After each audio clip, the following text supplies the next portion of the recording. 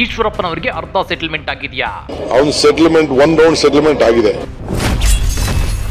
Settlement ಡೈಲಾಗ್ಗೆ Eshwarappa ಟಾಂಗ್. ಅದೇನೋ settlement ಮಾಡ್ಯಾರ ಅಂತ ಅರ್ಧ. ಅದರ ಅರ್ಥ ಏನು? ಸಿನಿಮಾ ಡೈಲಾಗ್ ಅದು.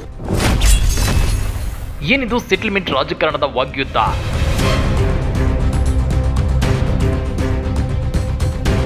ರಾಜ್ಯ ರಾಜಕಾರಣದಲ್ಲಿ ಮಾಜಿ ಸಚಿವ ಕೆಎಸ್ ಈಶ್ವರಪ್ಪ ಮತ್ತು ಡಿಕೆ ಬ್ರದರ್ಸ್ ನಡುವಿನ ವಾಕ್ಸಮರ ನಿಲ್ಲೋ ಯಾವ ಲಕ್ಷಣಗಳು ಕಾಣ್ತಿಲ್ಲ. ಈಶ್ವರಪ್ಪನವರಿಗೆ ಈಗಾಗಲೇ ಅರ್ಧ ಸೆಟಲ್ಮೆಂಟ್ ಮಾಡಿದ್ದೀವಿ, ಇನ್ನರ್ಧ ಸೆಟಲ್ಮೆಂಟ್ ಆಗುತ್ತೆ ಅಂತೇಳಿರೋ ಡಿಸಿಎಂ ಡಿಕೆಶಿ ವಿರುದ್ಧ ಇವತ್ತು ಕೆಎಸ್ ಈಶ್ವರಪ್ಪ ರೊಚ್ಚಿಗೆದ್ದಿದ್ದಾರೆ.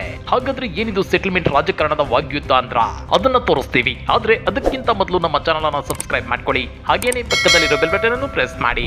ಅವನ ಸೆಟಲ್ಮೆಂಟ್ 1 ರೌಂಡ್ ಸೆಟಲ್ಮೆಂಟ್ ಆಗಿದೆ. ಅದೇನೋ ಸೆಟಲ್ಮೆಂಟ್ ಮಾಡ್ಯಾರ ಅಂತ ಅರ್ಧ.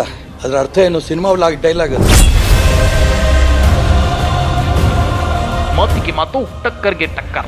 ದೇಶ ವಿಭಜನೆ ಹೇಳಿಕೆ ಕೊಡೋರನ್ನ ಗುಂಡಿಟ್ಟು ಕೊಲ್ಲುವಂತ ಕಾನೂನು ತರಬೇಕು ಅಂತ ಹೇಳಿದ್ದ ಮಾಜಿ ಸಚಿವ ಕೆಎಸ್ ಈಶ್ವರಪ್ಪನವರಿಗೆ ಡಿಸಿಎಂ ಡಿಕೆ ಶಿವಕುಮಾರ್ ಅವರು ನಿನ್ನೆ ತಮ್ಮದೇ ದಾಟಿಯಲ್ಲಿ ಅಂದ್ರೆ ಸಿನಿಮಾ ಸ್ಟೈಲ್ ಅಲ್ಲಿ ತಿರುಗೇಟನ್ನ ಕೊಟ್ಟಿದ್ರು.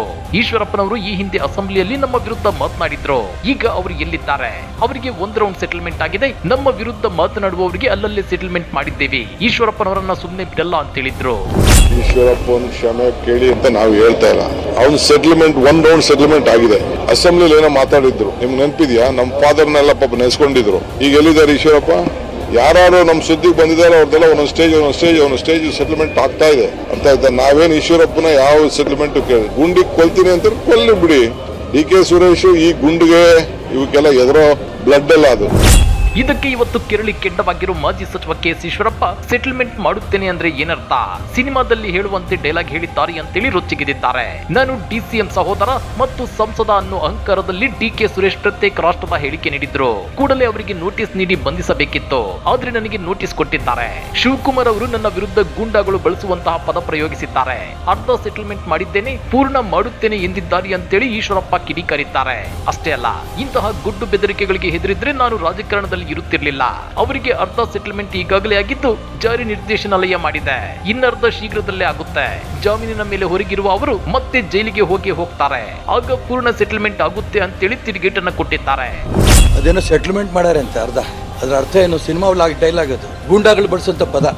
ಈ ಗೂಂಡಾ ಉಪಮುಖ್ಯಮಂತ್ರಿ ನನಗೆ ಹೇಳ್ತಾರೆ, ನಿಮ್ದು ಅರ್ಧ ಸೆಟಲ್ಮೆಂಟ್ ಮಾಡಿದ್ದೀನಿ ನಾನು, ಮತ್ತು ಪೂರ್ಣ ಸೆಟಲ್ಮೆಂಟ್ ಮಾಡ್ತೀನಿ ಏನಂತ ಮಾತು ಹೇಳಿದ್ದಾರೆ. ಇಂತಹ ದೊಡ್ಡ ಬೆದರಿಕೆಗೆ ನಾನು ಬೆದರಿದ್ರೆ ರಾಜಕಾರಣವೇ ಮಾಡ್ತಿರ್ಲಿಲ್ಲ. ಆದರೆ ನಾನು ಹೇಳೋಕ್ಕೆ ಇಷ್ಟಪಡ್ತೀನಿ, ಅವ್ರಿಗೆ ಅರ್ಧ ಸೆಟಲ್ಮೆಂಟ್ ಈಗಾಗಲೇ ಇಡಿ ಮಾಡಿದೆ. ತಿಹಾರ್ ಜೈಲಲ್ಲಿ ಸಾಕಷ್ಟು ತಿಂಗಳಿದ್ದು ಬಂದರು. ಎಷ್ಟು ದಿನ ಇದ್ರು ನನಗೆ ಗೊತ್ತಿಲ್ಲ, ಎಷ್ಟು ತಿಂಗಳಿದ್ರು ನನಗೆ ನೆನಪಿಲ್ಲ. ಅವ್ರಿಗೆ ಲೆಕ್ಕ ಇರ್ಬೋದು ತಿಹಾರ್ ಜೈಲಲ್ಲಿ ಎಷ್ಟು ದಿನ ಇದ್ರು ಅಂತ. ಅರ್ಧ ಸೆಟಲ್ಮೆಂಟ್ ಆಗಿದೆ, ಬೇಲಲ್ಲಿ ಹೊರಗಡೆ ಇದ್ದಾರೆ, ಮತ್ತೆ ಜೈಲಿಗೆ ಹೋಗ್ತಾರೆ. ಅದ್ರಾಗೆ ಅನುಮಾನ ಇಲ್ಲ. ಅವಾಗ ಪೂರ್ಣ ಸೆಟಲ್ಮೆಂಟ್ ಅವಾಗ ಆಗುತ್ತೆ. ಇಷ್ಟಕ್ಕೆ ನಿಲ್ಲದ ಈಶ್ವರಪ್ಪ ಡಿಸಿಎಂ ಡಿಕೆ ಶಿವಕುಮಾರ್ ಹಾಗೂ ಸಂಸದ ಡಿಕೆ ಸುರೇಶ್ ಇಬ್ಬರು ಗೂಂಡಾಗಳು ಅನ್ನೋದು ರಾಜ್ಯದ ಜನರಿಗೆ ಗೊತ್ತಿದೆ. ನನ್ನ ಮಾತಿಗೆ ಸಿನಿಮಾ ಸ್ಟೈಲ್ ನಲ್ಲಿ ಡಿಕೆ ಶಿವಕುಮಾರ್ ಪ್ರತಿಕ್ರಿಯಿಸಿದ್ದಾರೆ. ಡಿಕೆಶಿ ಅವರ ಅರ್ಧ ಜೀವನ ತಿಹಾರ್ ಜೈಲಿನಲ್ಲಿ ಸೆಟಲ್ಮೆಂಟ್ ಆಗಿದೆ, ಉಳಿದ ಇನ್ನೊಂದು ಪಾರ್ಟ್ ಕೂಡ ಜೈಲಲ್ಲೇ ಸೆಟಲ್ಮೆಂಟ್ ಆಗುತ್ತೆ, ನೋಡ್ತಾ ಇರಿ. ಇಷ್ಟರಲ್ಲಿ ಡಿಕೆ ಶಿವಕುಮಾರ್ ಮತ್ತೆ ತಿಹಾರ್ ಜೈಲು ಸೇರಲಿದ್ದಾರೆ ಅಂತ ಹೇಳಿದ್ದಾರೆ. ಇನ್ನ ನಾಡಪ್ರಭು ಕೆಂಪೇಗೌಡ ಅವರು ಡಿಕೆ ಶಿವಕುಮಾರ್ ಅವರ ಆಸ್ತಿ ಅಲ್ಲ, ತಮ್ಮನ್ನ ರಾಜ್ಯ ಕಟ್ಟಿದ ವ್ಯಕ್ತಿಯ ಜೊತೆ ಹೋಲಿಕೆ ಮಾಡಿಕೊಳ್ಳುವುದು ಸರಿಯಲ್ಲ ಎಂದ ಈಶ್ವರಪ್ಪ, ರಾಷ್ಟ್ರದ್ರೋಹಿ ಹೇಳಿಕೆಗೆ ಡಿಕೆ ಸುರೇಶ್ ಮೇಲೆ ಯಾಕೆ ಕ್ರಮ ಕೈಗೊಂಡಿಲ್ಲ? ಅವರ ವಿರುದ್ಧ ಕ್ರಮ ಕೈಗೊಳ್ಳಿ ಅಂದ್ರೆ ನನಗೆ ನೋಟಿಸ್ ಕಳಿಸುತ್ತಾರೆ.